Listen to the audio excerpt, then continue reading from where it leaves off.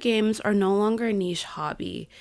They are a global multi-billion-dollar industry that rivals film and television in both cultural impact and commercial reach. At the heart of this beaming entertainment empire are AAA games, blockbuster titles with massive budgets, global marketing campaigns, and production values comparable to Hollywood films.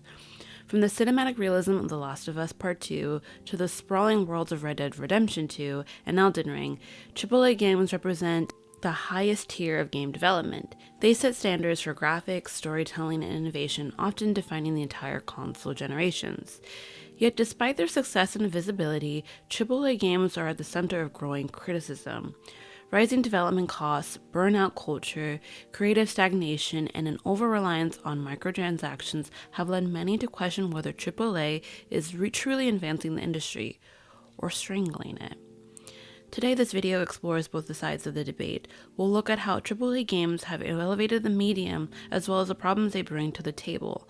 Ultimately, we ask the big question, are AAA games saving the industry or slowly ruining it? Hello everyone, my name is Fedro and this is Cozy Fedgy, and on this channel we cover a variety of things such as video essays, reviews, JRPGs, and all things cozy gaming. Now, I've made a video in the past talking about indie games and the importance they have in the gaming industry, but today I wanted to talk on the other side of the spectrum, talking about AAA games. Now, AAA games have been up on debate for the past couple of years or so, whether or not they're doing more harm than they are doing good for the industry. With a lot of the budget costs, the really long, prolonged gaming cycles, and the lack of good products at the end, and also just due to the mere amount of budget that they go into them, there's a lot of stuff that I want to talk about, and whether or not AAA games are really doing the gaming industry good or are they doing some bad. So I just want to talk about what defines a AAA game, what are some AAA games that we've seen before, their pros and cons, and what they do for the gaming industry. So without further ado, let's get into the video. What are AAA games? Before diving into the impact, it's important to understand what qualifies a AAA game. AAA is not an official designation, but it's widely understood in the gaming world. A AAA title typically involves high budget, tens or even hundreds of millions of dollars, large team sizes, often hundreds of developers working over several years on a game title. There's also a massive marketing campaigns, the amount of global rollouts for TV ads, social media pushes, and even pre-release hype. This can include getting content creators to get involved into the production and promo of the game title, as well as high production values, cutting-edge graphics, motion capture, orchestral soundtracks, and professional voice acting. Examples include God of War Ragnarok, Call of Duty Modern Warfare 3, Final Fantasy 16, The Legend of Zelda Tears of the Kingdom, just to name a few. There are so many AAA games right now that have claimed critical acclaim, and that meant it garnered a lot of fan bases. AAA versus indie versus AA. By contrast, indie games are usually made by small teams or even solo developers with limited resources but often high creativity. AA games are growing middle ground, sit between the two, ambitious but not extravagant, often offering niche experiences with respectable polish. While AAA titles dominate sales charts, it is a contrast with indie and AA games that often fuels debate about value, innovation, and sustainability in gaming. Now, I feel like there's a really interesting debate between AAA, AA, and indie games going on right now. Like I mentioned in my other video, and I feel like indie games are really pushing when it comes to innovation in terms of bringing new ideas, fresh new characters, fresh new worlds, just everything fresh. I feel like indie games don't have a lot more to lose, I feel like, when it comes to AAA games. Obviously, AAA games have a lot of teams working behind it and a huge budget and, of course, a huge company watching over them to make a good game. I feel like you see companies like Square Enix, for example, kind of rolling out, or not rolling out, I would say more like shutting down or cutting off. That's not the word I'm looking for either, but they're kind of limiting, that's what I'm looking for, limiting the amount of AA and smaller titles that they're coming out and really focusing on their AAA. Not saying that they're not releasing those titles, but they really want to focus in on their AAA titles, which I feel like is kind of a double-edged sword, because yes, you want to make sure that your AAA titles, the ones that you're putting a lot of time, a lot of team, and of course a lot of money in, wants to do and sell well. However, I feel like with indie games and AAs, they're allowed to kind of tell more stories and explore more because, well, I mean, worst comes to worst, they don't get to make a project again, which is unfortunate. But I feel like more rights on the line than if a AAA title does not do well. And it kind of puts the team in this weird standstill, like, well, damn, well, what do we do now? We had the backing, we had the money, we have the fan base, and yet it still didn't do well. So I feel like that's where AAAs are kind of sitting at right now. However, there are some great things when it comes to AAA games. They're not all bad. The benefits of AAA games. Let's begin with the positive. AAA games have done a lot to advance gaming as a medium, and in many ways they have carried the industry to new heights. Pushing technological boundaries. AAA studios are driving force behind graphical innovation. Games like Cyberpunk 2077, Postfix, Horizon Forbidden West, and Starfield showcase vast immersive worlds with photorealistic environments and lifelike character models. Many of the innovations in lighting, physics, AI, and animation come from studios with the resources to research and develop them. This trickles down to smaller studios who can adopt these technologies later through shared engines like Unreal or Unity. Cinematic storytelling. AAA games have proven that video games can be emotionally compelling and storytelling tools. The Last of Us, Red Dead Redemption 2, and Final Fantasy VII Remake deliver complex narratives with moral ambiguity, character depth, and cinematic presentation rivaling film and television. These games have helped legitimize gaming as a serious artistic medium, often earning critical acclaim not just from gamers, but from broader cultural institutions and award bodies. World building and immersion. The budgets of AAA games allow for the creation of expansive, living worlds, whether it's the Norse mythology of God of War, the post-apocalyptic United States of The Last of Us, or the massive fantasy realms of Elden Ring. These games offer levels of immersion that are hard to achieve on smaller budgets. This level of escapism is one of the key attractions of gaming and the major factor in this mass market's appeal. Economic impact. AAA games generate billions in revenue. Franchises like Call of Duty, Grand Theft Auto, and FIFA are among the most successful entertainment products ever released. This fuels job creation, industry growth, and international expansion. Moreover, the success of AAA titles often funds smaller, riskier projects within the same company. Or even, for example, when Square Enix funds their smaller titles like Harvestella, or Live Alive, or Octopath Traveler, games of that nature. Yes, AAA games require a lot of time and a lot of money, but when they do well and they do sell well, they give opportunity for the company to work on other smaller projects that we also get to see and experience and play. So of course, there's obviously some good things that come from AAA gaming. There's also some negatives that come from AAA gaming as well. The downside of AAA development. Despite these benefits, the AAA industry faces serious problems, many of which stem from the very scale and ambition that define it. Skyrocketing costs and risk of reversion. AAA games are expensive. Some titles exceed $300 million in combined development and marketing costs. With stakes that high, studios often avoid risks. This leads to sequel fatigue, repeating the same formula to ensure ROI, genre stagnation, over-reliance on action-adventure and open-world formats, and of course safe storytelling, avoiding controversial or experimental themes. Risk aversion results in a gaming landscape that feels repetitive. The same mechanics, tropes, and design choices get recycled, not because they're the best, but because they're the safest. Crunch culture and developer burnout. Behind the glossy trailers and the accolades lies troubling labor issues. Crunch, forced or coerced overtime during development cycles. Studios like Rockstar, Naughty Dog, and CD Projekt Red have faced criticism for pushing employees to work 60, 80-hour work weeks in the months leading to release. This leads to mental and physical health issues, high staff turnovers, and toxic workplace environments. While some studios have begun addressing crunch, the pressure to deliver massive games on a tight deadlines continue to plague the industry. Monetization and player exploitation. Modern AAA games often come with predatory monetization strategies. Microtransactions, even fully priced games, suffer from this disease. Battle passes, loot boxes, day one DLC, and incomplete launches. These practices, initially common in mobile and free-to-play games, have seeped into $70 AAA games. Players have expected more for content that arguably should have been part of the base game. Worse, many games now launch incomplete, relying on post-launch patches to fix what should have been addressed during development. Nothing grinds my gears more than when a game launches incomplete or like, oh, we'll pay more for more story or more content.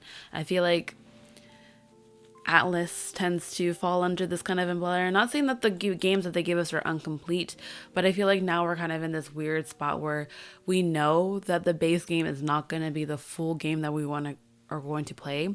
And a lot of times I feel like people are starting to opt out buying the base game and waiting for the fuller, expansive, definitive edition of the game to come out a couple years later down the line, which is really an icky and yucky kind of marketing tactic and strategy that some companies are starting to do now these days. I'm not here for it, and I really do hope that this trend dies. And as you players and consumers, please don't buy into it.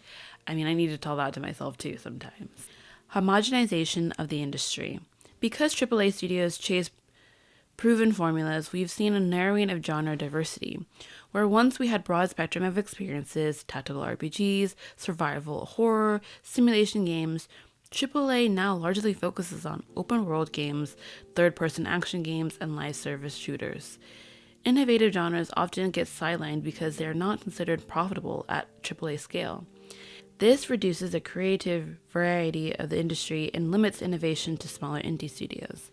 Like I mentioned before and in previous videos, I feel like indie developers are kind of picking up the slack or picking up the pieces where AAA studios are not doing when it comes to innovation and telling new stories. And it's kind of a bummer because you put in all this work, you put in this time, and you especially put in a lot of money, and yet you give us something mediocre at best. Is kind of disappointing. The rise of indie and AAA games. In recent years, indie and AAA developers have pushed back against AAA dominance and not but bigger budgets, but with bold creativity.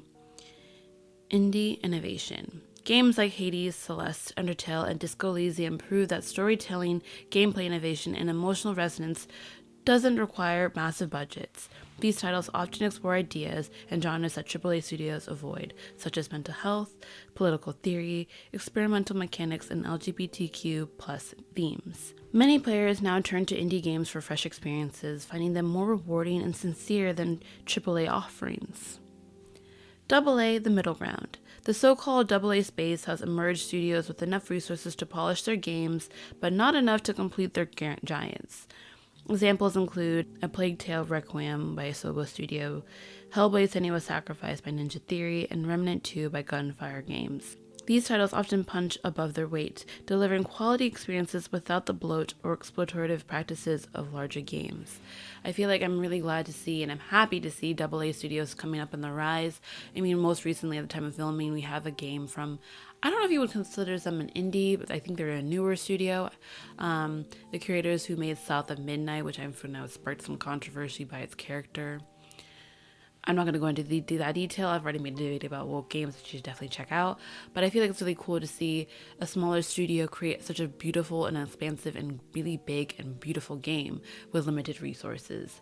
And it goes to show that it can be done when you take the time to nurture and to take the time to create these games. They can be done. Case studies. Let's explore some specific titles and what they reveal about AAA landscape. First off with Cyberpunk 2077. Hype and heartbreak. CD Projekt Red's Cyberpunk 2077 was one of the most hyped games of all time, but its 2020 launch was plagued with bugs, missing features, and poor performance, especially on last-gen consoles. This wasn't due to bad design, it was due to unrealistic timelines, broken promises, and the pressure to hit financial targets. Though the game was eventually patched and the Phantom Liberty redeemed it in many players' eyes, it remains a symbol of AAA's broken promises. The Last of Us Part 2. Art versus expectation. Naughty Dog's The Last of Us Part 2 is a technical masterpiece. Gorgeous visuals, complex AI, and mature, if controversial, narrative. But it sparked fierce debate. Some players criticized its themes, pacing, and character choices. Others hailed it a bold step forward. The game exemplifies the tension between artistic ambition and player expectation in AAA spaces, and how divisive a game can become when trying something new at this scale. Elden Ring, a different kind of AAA. Elden Ring broke many AAA conventions. No minimap, no hand-holding, and minimal exposition, yet it sold over 20 million copies. From Software proved that players crave challenge, discovery, and mystery, and that a AAA game can succeed without pandering to mass market design. It's powerful counter-argument to the idea that AAA must be cinematic, overly guided, or bloated with content. Now, these are just a few examples of what the pros and cons of what AAA can offer. All of these very popular, well talked about, and well loved, or sometimes well hated games are just a showcase of how wide of a spectrum AAA games can be. The future of AAA. So, where does AAA go from here? Towards sustainability. Studios are slowly acknowledging the toll of crunch and poor planning.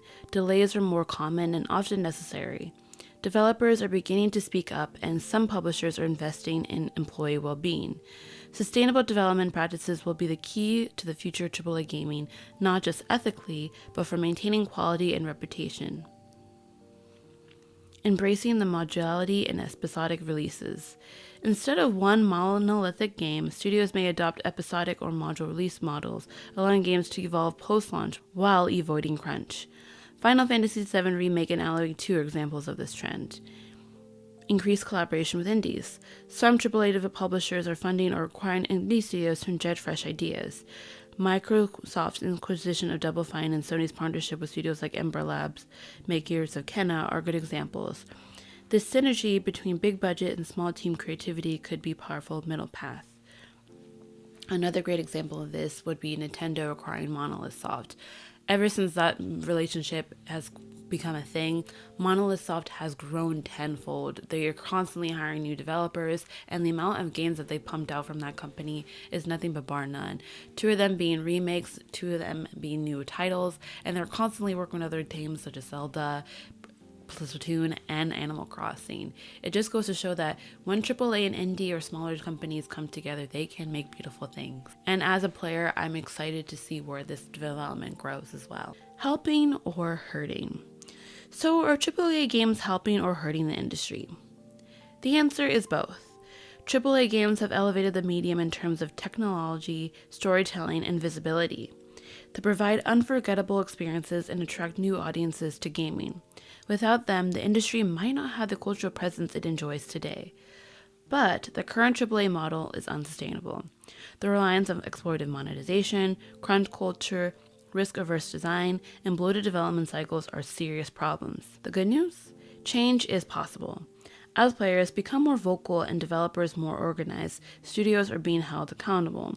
The success of innovative games like Elden Ring shows that AAA doesn't have to mean predictable or exploitative. Ultimately, the future of gaming depends on how AAA evolves. Will it continue to chase bigger profits at the cost of creativity and well-being? Or will it use its vast resources to nurture a healthier, more innovative, and more inclusive gaming landscape?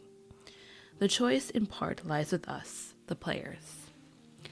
I hope you guys enjoyed this video. I always love doing a little deep dive on the gaming industry as a whole because it is such a fascinating industry to really tap into and to look at. It's a really interesting entertainment medium that I've fallen in love with, and as a consumer, I have my gripes and critiques about it, and I would love to hear your guys' and your feedback as well. What are your thoughts on the current state of AAA? Are there any improvements or critiques that you have, or are there any positives that you want to share? Again, if you guys enjoyed this video, do not forget to hit that like and subscribe button, and I can't wait to see you guys in the next one. Bye.